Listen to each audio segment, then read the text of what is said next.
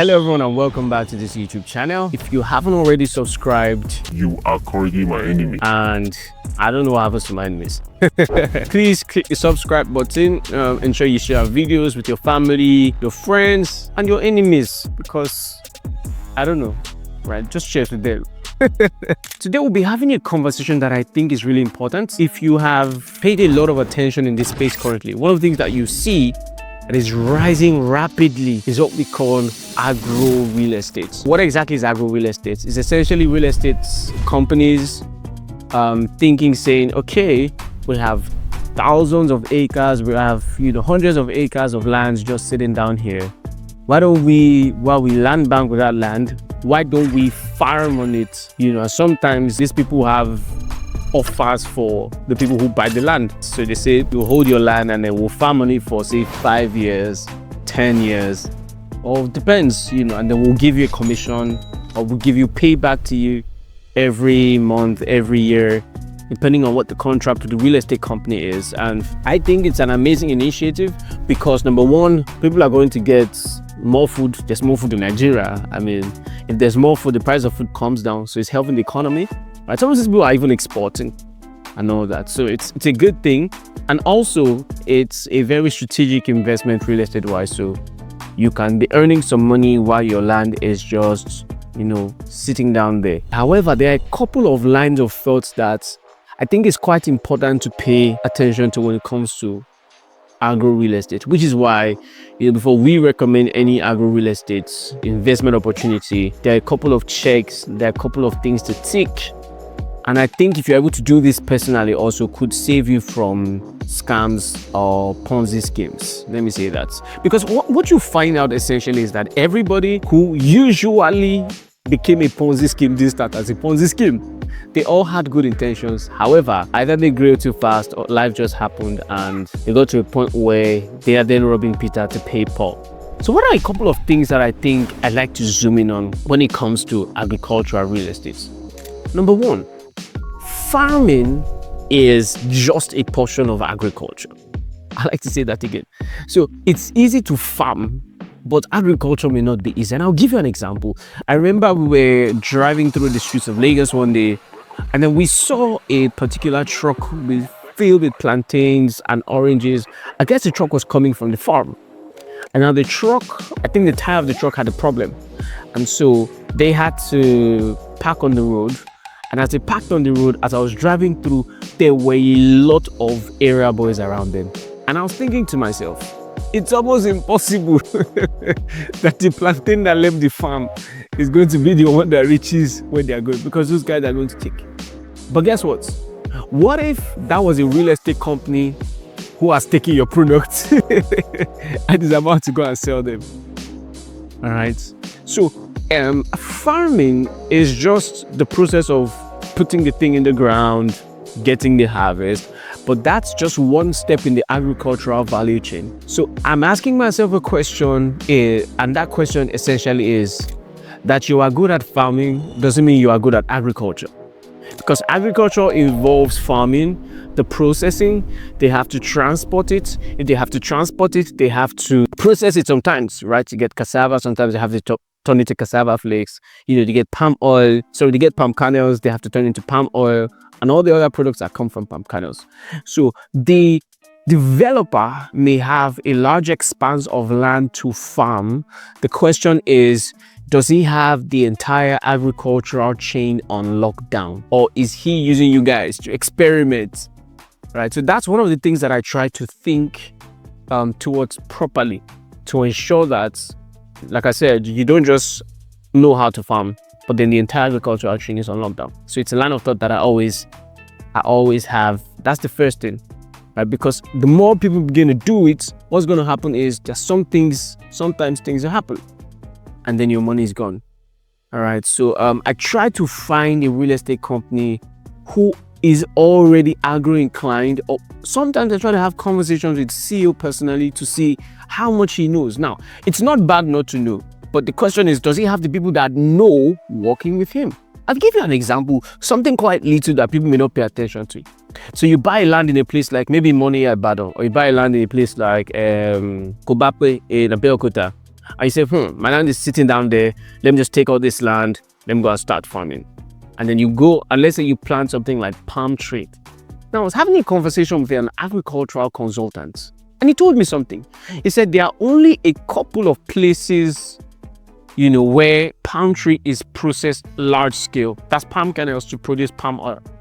So if somebody plants palm tree and doesn't have the processing power, the money to, do the processing plant on his farm, what will most likely have to happen is he will have to move his raw palm kernel to one of those processing plants.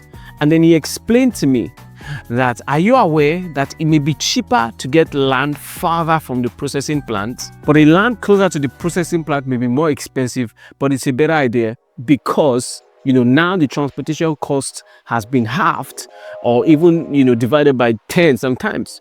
The security implications, because when you're transporting food, anything happens, all that food is gone. The preservation also, right? So now you have to spend less money on those things. But some people just see farmland that is farther, right? And they just convert it and then they come penny-wise and pound-foolish. So that's the kind of things I want to be asking myself when I'm dealing with a developer that is doing agro. How much expertise does this company seem to have about agriculture? All right.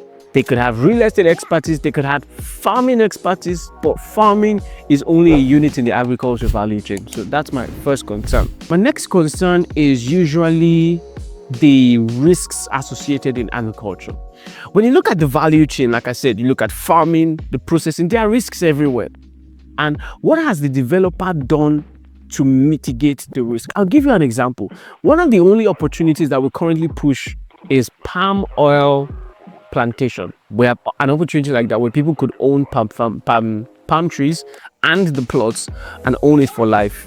And then the trees, fruits, and I'll explain, the lines of thought around that so you understand what I'm saying. Now, the first thing is, I wanted a product that didn't need to be serviced yearly.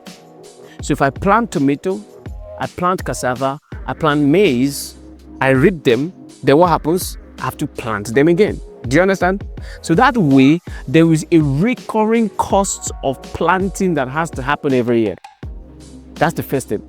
But when you plant a palm tree, you plant it once, it takes about 3 years to fruit. Once it fruits, it's going to fruit for the next 40 to 70 years. Within those 40 to 70 years, you have zero business planting. So the first thing I try to think of in the business model is ask myself, can we find something that doesn't need recurrent cost? Why is this important? If the developer mismanages the money and doesn't have money to buy the things to plant or buy the things to maintain the farm, it doesn't really become that much of a risk if the crop doesn't need that. So that's the first thing, that I thought about. The next thing I thought about is, I'll give you a really good example. I think the past couple of months, there was a huge flood that swept through Borno, if I'm not mistaken. It's Borno or Benue, I'm not sure. Now, imagine you had plantations like yam, or even things like herdsmen violence. So you own a farm, there's herdsmen, they come with their cattle, they tear up your tomato, they tear up your cassava, or your products are gone. The question is, can a cattle bring down a palm tree? Right? It's almost impossible. So I try to look for things that, it's really difficult to be destroyed. A palm tree is quite rugged. If fire raises the entire plantation, once the fire is out, those things will grow back. They are stubborn, like some of you. I'm joking. Do you know what I'm saying? So that's the next line of thought that we used to pick. The third thing I try to think of is thefts. All right. So if thieves enter a tomato plantation, they can just pluck it, put it in their bag, and off they go. But to get the palm kernels, you're gonna have to climb, right? How many palm kernels can you successfully steal from before they catch you, and all that? So those are risk factors that I, began to look at and think through. Right? So that's the next thing I usually check for before, getting into agro partnership. And the third thing that I would usually check for is the demand of what they are selling. Right? I'll explain to you with why, for example, we chose to partner with people who are doing palm trees. And a reason why we chose to partner with them was quite simple. Go and check the global demand for palm trees. As we speak, Nigerians import, I think if I'm not mistaken, about 60% of their palm oil, of their palm kernels from Malaysia. And check the two biggest companies who are actually in the palm oil sector. Number one is Okomu Oil, and number two, Presco, right? They're listed on the Nigerian Stock Exchange. I do have some of their stocks. I want you to go and check it, their 5-year performance. See how much profit they are raking in. It's because of the demand. Are you with me? All right. So that's the next thing that I want to check. I want to be sure that whatever farming we are doing, because listen, the goal is not to make money. The goal is to be on the good side of inflation. That's the goal.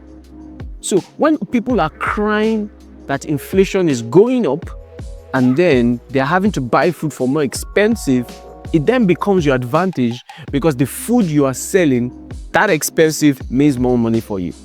I want you to go and check the demand of palm oil and see what I'm talking about, right? And the last thing I tried to check for is stuff that is easily exportable, right? I mean, it wouldn't be a bad idea. You get your stuff, wire to the US. Yeah. Foreign currency is always sweet now.